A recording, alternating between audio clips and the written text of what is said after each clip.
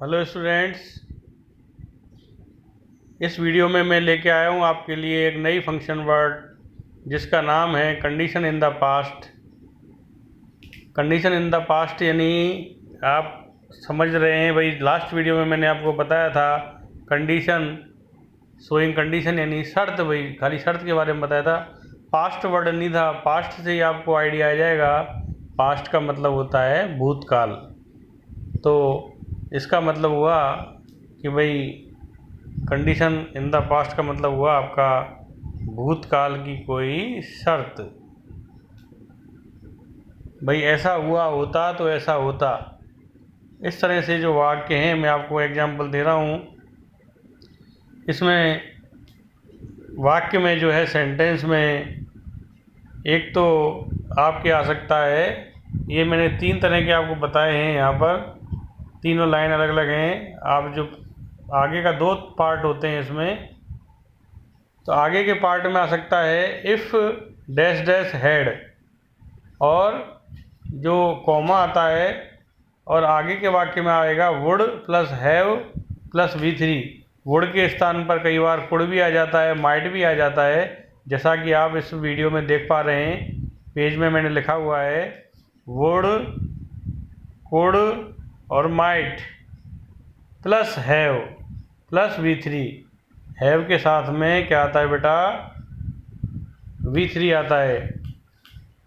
और यहाँ लिखा हुआ है मैंने पैसिव वॉइस।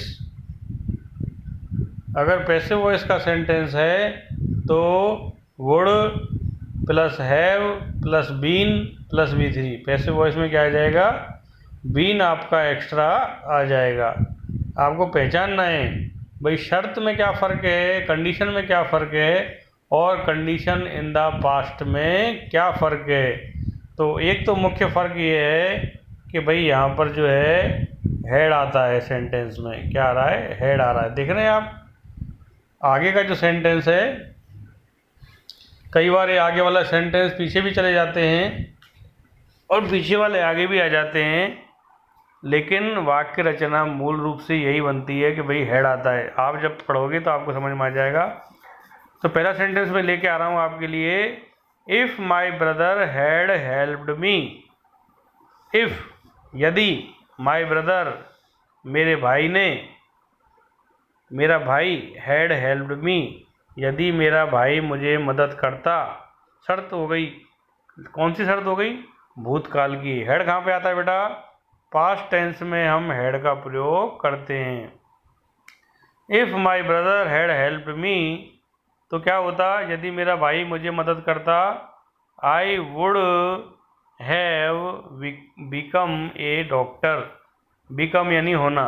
अब मैंने बताया आपको हैव के साथ में V3 आता है, तो यहाँ पर बेटा जो बिकम है वो बिकम, बिकेम, बिकम पहले भी मैं आपको बता चुका हूँ, लिखवा भी चुका हूँ। तो आपको क्रिया के first form, second form, third form याद करने पड़ेंगे। तो बिकम जो है यहाँ पर वो V3 के रूप में काम आ रहा है।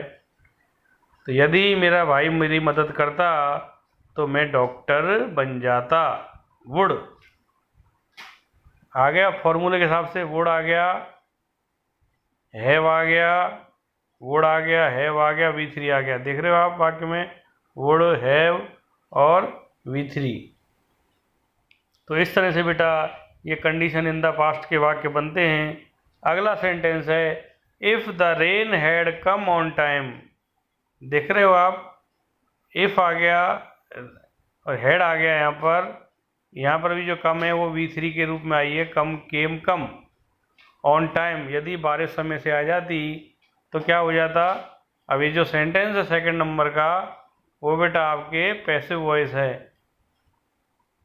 कैसे पता चलेगा, the crop would have been saved. फसल को सूखने से बचाया जा सकता था।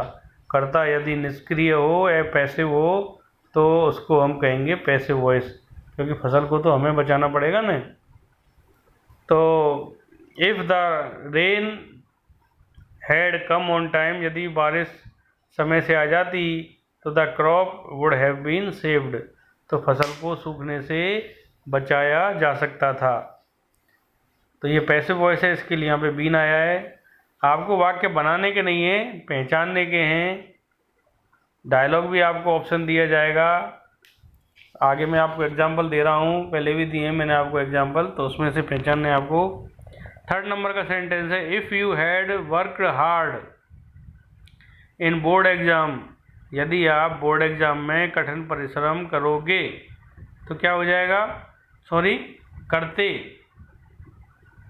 If you have worked hard in board exam, यदि आप बोर्ड एग्जाम में कठिन परिश्रम करते तो क्या हो जाता, यू वुड हैव पास्ड, तो आप पास हो जाते। कंडीशन हो गई भूतकाल की, यदि आपने ऐसा किया होता तो ऐसा हो जाता। अगर संभावना वाली बात होती तो माइट, ऐसा हो सकता था। तो इफ़ और हैड सेंटेंस में आते हैं।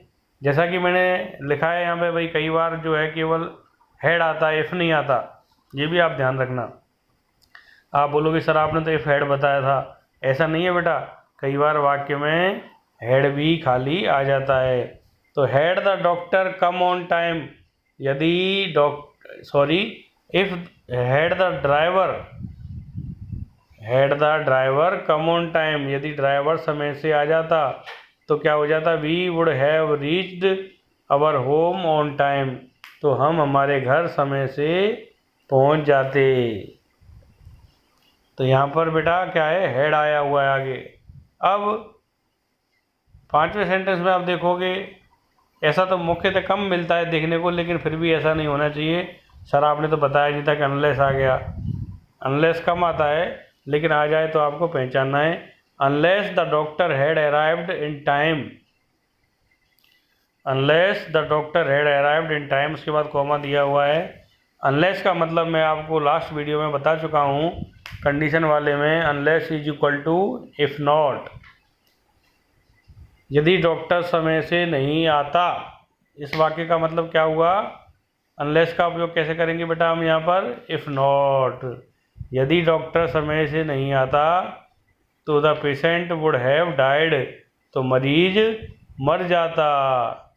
तो आपको इस तरह के वाक्य बेटा पहचानने हैं, पूरे करने हैं, और यहाँ पर ये ध्यान रखना है, एक वाक्य में इफ़ हैड आता है या हैड आ सकता है या अनलेस हैड आ सकता है, और मुख्य जो पहचानने वाली बात है वो है वुड।